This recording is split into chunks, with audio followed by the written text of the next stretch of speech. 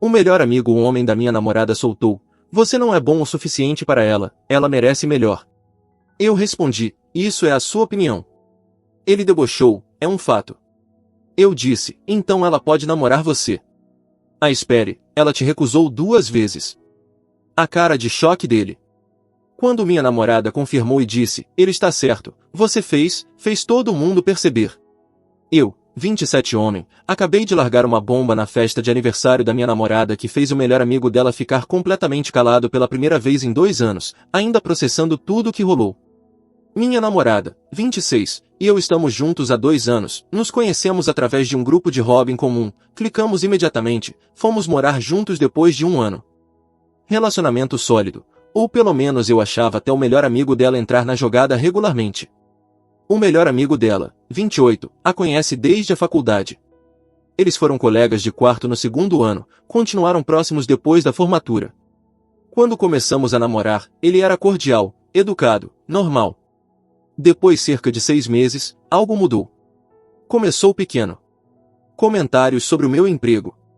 Eu sou designer gráfico em uma agência de tamanho médio. "Ah, ainda fazendo aquela coisa de freelancer?"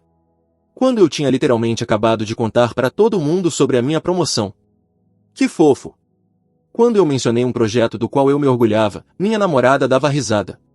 "Ele é assim mesmo." Senso de humor sarcástico. Não leve pro pessoal. Mas continuou piorando. Ele esquecia de me convidar para encontros em grupo, aparecia no nosso apartamento sem avisar e agia surpreso que eu estava lá, fazia comentários sobre como minha namorada costumava namorar caras que eram mais ambiciosos. O ponto de ruptura aconteceu 3 semanas atrás no jantar de aniversário dela. Pequeno encontro, os pais dela, a irmã dela, o melhor amigo dela, e 3 outros amigos da faculdade dela que eu tinha conhecido. Estamos nesse restaurante legal, conversa fluindo, quando o melhor amigo dela começa: "Então, quando você finalmente vai arrumar uma carreira de verdade?" Ele me perguntou, alto o suficiente para a mesa toda ouvir. Eu olhei para cima do cardápio. "Eu tenho uma carreira. Sou designer sênior na IE, mas tipo, quando você vai fazer algo que realmente importa?" Minha namorada trabalha em finanças, ganha 6 dígitos. Isso é uma carreira de verdade. Minha namorada tocou meu braço. "Ei, isso não é legal." Ele dispensou com um aceno. "Eu só estou dizendo, ela merece alguém no nível dela. Alguém que realmente possa sustentar." Eu senti minha mandíbula travar, mas mantive a voz calma. "Isso é a sua opinião."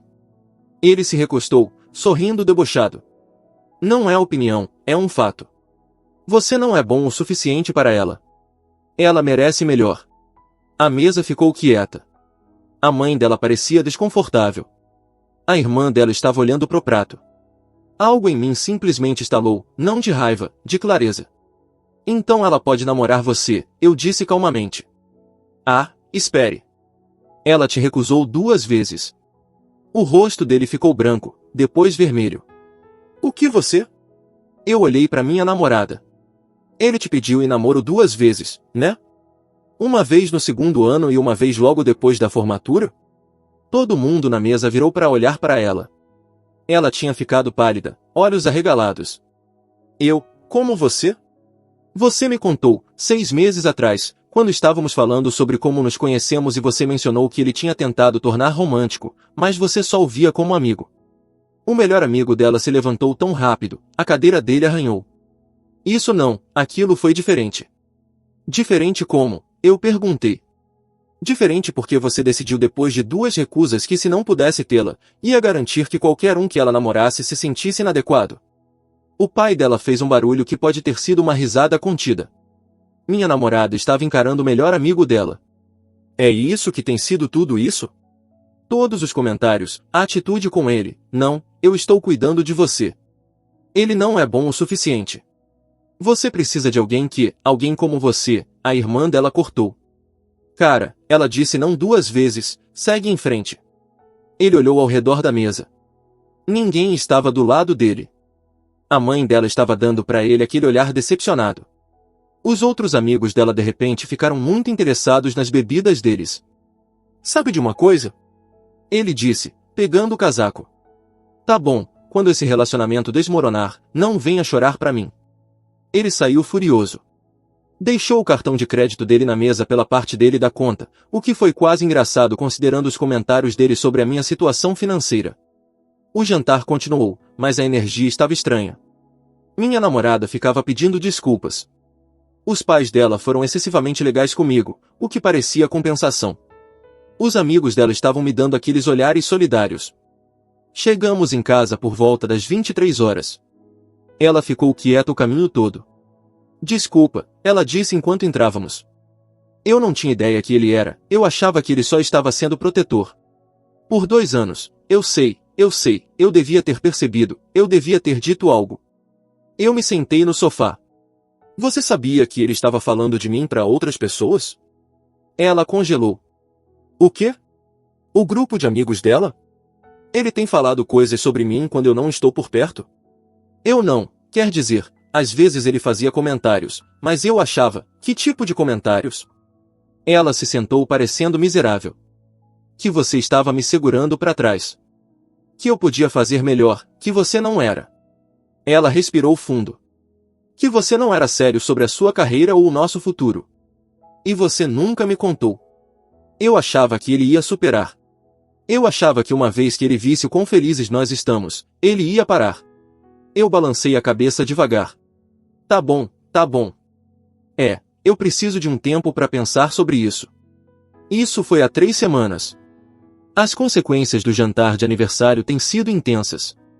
O melhor amigo da minha namorada não levou bem a rejeição pública, de jeito nenhum. Primeiro, ele tentou a rota do pedido de desculpas. Mandou mensagem para minha namorada no dia seguinte com uma mensagem longa sobre como ele tinha exagerado, mas só estava tentando proteger ela. E como ele valoriza demais a amizade deles para deixar um cara vir entre eles. Repare como ainda de alguma forma é culpa minha na versão dele. Ela me mostrou a mensagem. Perguntou o que eu achava. Ele não pediu desculpas para mim, eu destaquei. Ele pediu desculpas para você, sobre mim. Como se eu nem fosse uma pessoa nessa situação. Ela encarou a mensagem por um longo momento. Depois bloqueou o número dele. Foi aí que as coisas escalaram. Os outros amigos dela da faculdade começaram a entrar em contato. Acontece que ele estava rodando uma campanha de difamação há meses. Mensagens no chat de grupo sobre como eu era controlador, porque eu não queria sair com alguém que abertamente me odiava. Como eu estava isolando ela, porque nós passávamos tempo juntos como casais fazem. Como eu era financeiramente dependente dela. Nós dividimos o aluguel 50-50, mas aparentemente ele contou para as pessoas que ela estava me sustentando. Um dos amigos dela encaminhou para ela as mensagens. Prints de tela voltando 8 meses. Só negatividade constante sobre mim, nosso relacionamento, minhas intenções. Minha namorada me ligou no trabalho, chorando. Eu não acredito que eu não vi isso. Eu não acredito que eu deixei ele te difamar para os nossos amigos por meses. Alguém rebateu, eu perguntei. A irmã dela fez. Algumas vezes. Mas ele sempre enquadrava como se estivesse só preocupado. E todo mundo sabe que nós somos próximos para sempre, então. Então eles acreditaram nele.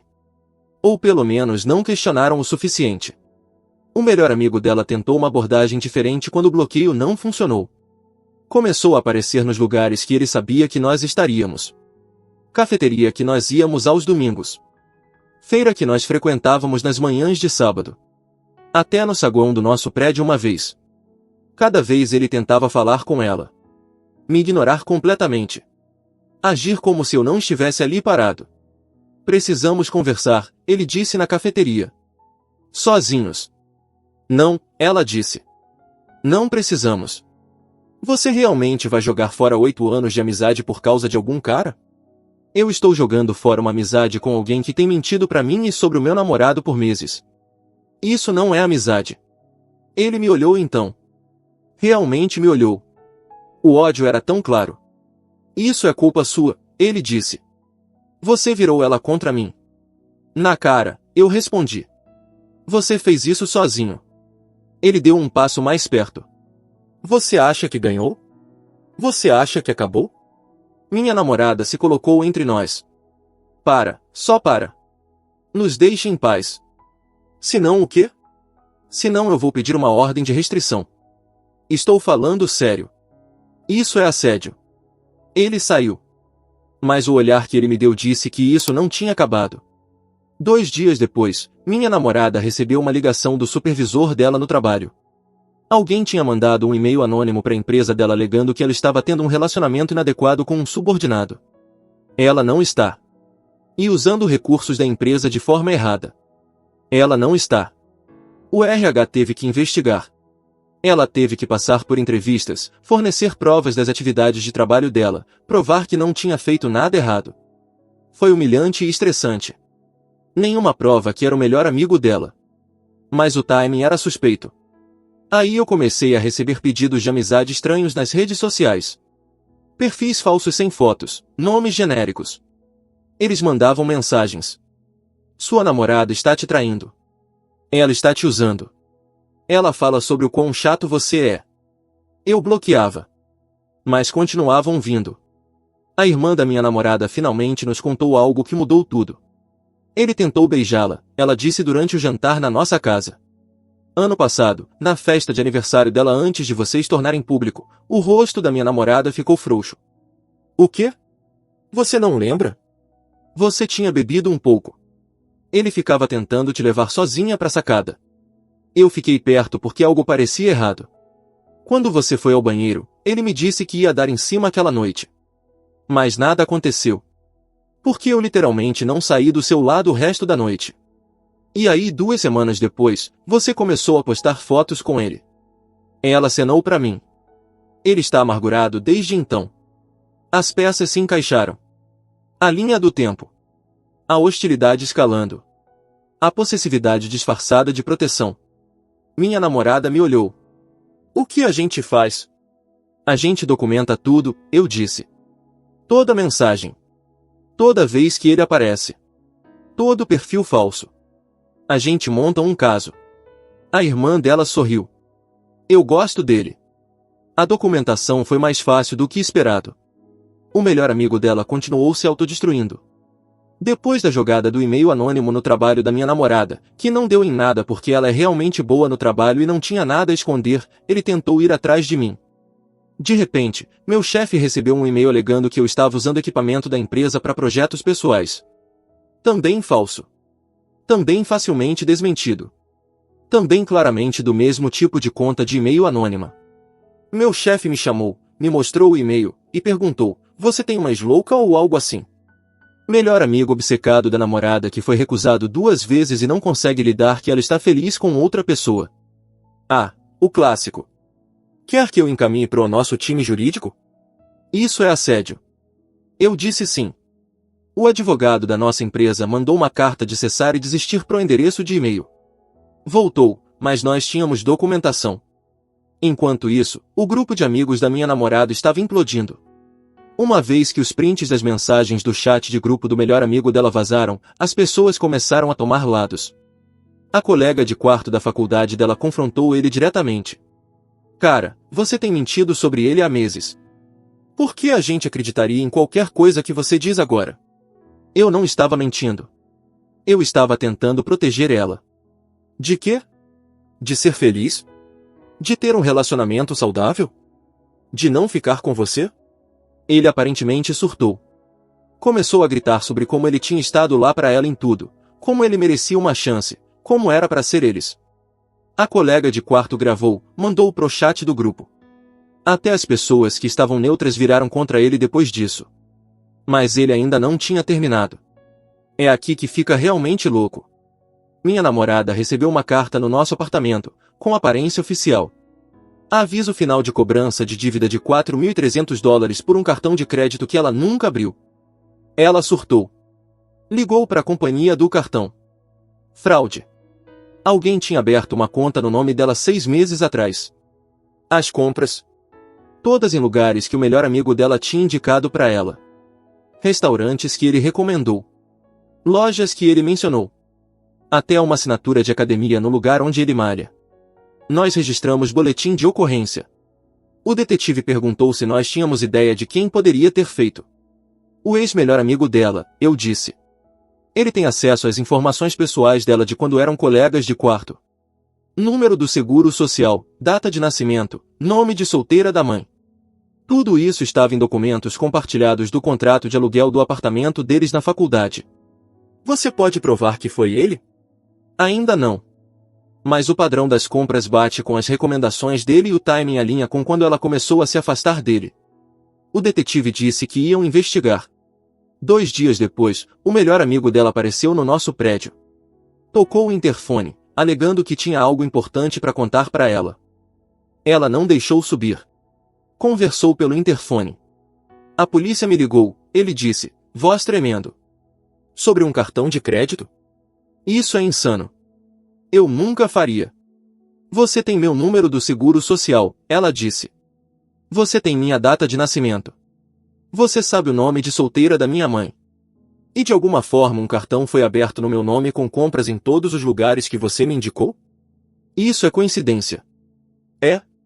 Os e-mails anônimos também são coincidência? Aparecer em todo lugar que a gente vai? As mensagens para os meus amigos, chamando ele de controlador e abusivo quando ele tem sido nada além de paciente com a sua porcaria? Eu estou tentando te salvar de cometer um erro.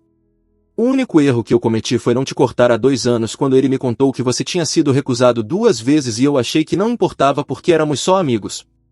Silêncio. Sabe qual é a pior parte? Ela continuou. Eu confiei em você. Por 8 anos eu confiei em você. E você usou toda essa confiança, toda essa história, para tentar destruir o relacionamento mais saudável que eu já tive porque você não conseguia lidar que eu não te queria. Eu te amo. Não, você não ama. Você ama a ideia de mim. Você ama o que você acha que eu represento. Mas você não se importa de verdade comigo ou com a minha felicidade. Se importasse, você ficaria feliz que eu estou feliz. Você não está feliz. Ele está te manipulando. Eu peguei o interfone. Amigo, eu não disse uma única palavra para ela sobre você que não fosse verdade. Você fez isso tudo sozinho.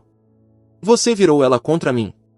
Você virou ela contra você cometendo fraude de cartão de crédito, mandando e-mails anônimos falsos pro empregador dela e o meu, criando perfis falsos de redes sociais para nos assediar e geralmente agindo como um stalker. Eu não sou.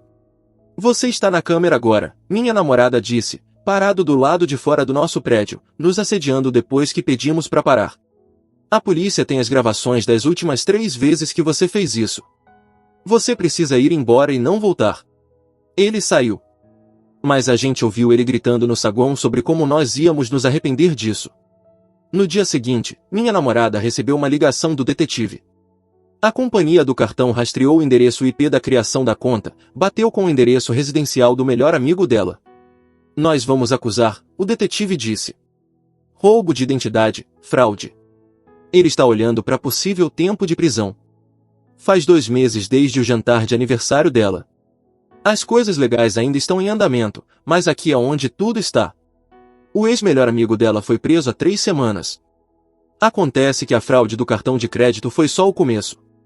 Quando a polícia revistou o lugar dele com mandado, encontraram uma pasta no computador dele com o nome da minha namorada contendo fotos dela das redes sociais voltando anos, incluindo algumas que ela tinha deletado, rascunhos de e-mails que ele nunca enviou, variando de confissões de amor a rants raivosos sobre mim, um celular descartável que ele usou para criar os perfis falsos de redes sociais, recibos de um detetive particular que ele contratou para me investigar, que não encontrou nada. Porque eu sou só um cara normal vivendo minha vida. O advogado dele tentou argumentar que era um mal-entendido, e que ele só estava preocupado com a amiga. O promotor apontou para a fraude do cartão de crédito, o assédio, as provas de stalking, e disse que isso era comportamento criminal, não preocupação. Ele aceitou um acordo. Liberdade condicional, aconselhamento obrigatório, restituição pelas cobranças do cartão de crédito, e uma ordem de restrição de 5 anos contra nós dois. Sem tempo de prisão, o que honestamente minha namorada ficou aliviada. Ela não queria ser responsável por ele ir para a prisão, mesmo depois de tudo. O grupo de amigos dela implodiu completamente. Metade deles pediu desculpas para ela e para mim por não verem os sinais mais cedo. A outra metade se afastou quietamente, provavelmente envergonhados por terem acreditado na porcaria dele por tanto tempo. A colega de quarto da faculdade dela, a que confrontou ele, virou uma das nossas amigas mais próximas. Ela pediu desculpas umas 20 vezes por não ter dito algo mais cedo. Eu achava que ele só estava sendo superprotetor, ela disse tomando uns drinks na nossa casa. Eu não percebi que ele estava ativamente sabotando vocês. Você gravou aquele surto dele mesmo assim, eu disse. Isso ajudou. Mínimo que eu podia fazer. Desculpa ter demorado tanto. A família da minha namorada tem sido ótima.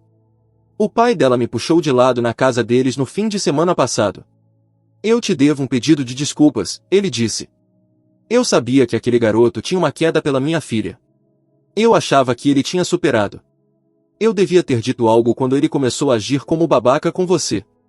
Você não sabia que era tão ruim. Mesmo assim, você lidou melhor do que eu teria. A maioria dos caras teria socado ele. Pensei nisso, eu admiti.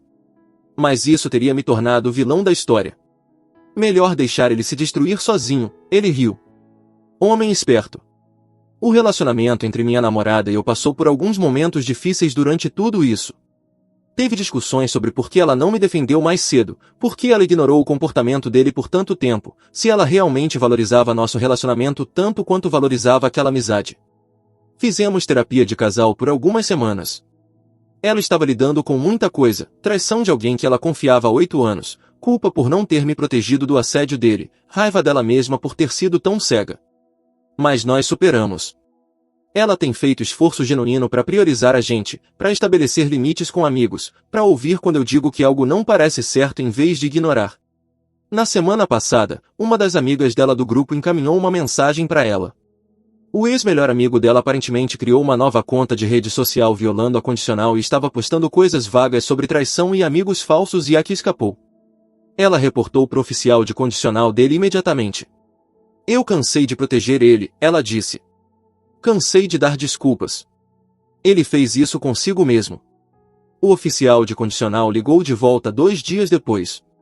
A condicional do ex-melhor amigo dela tinha sido revogada por violar a ordem de restrição e a proibição de redes sociais.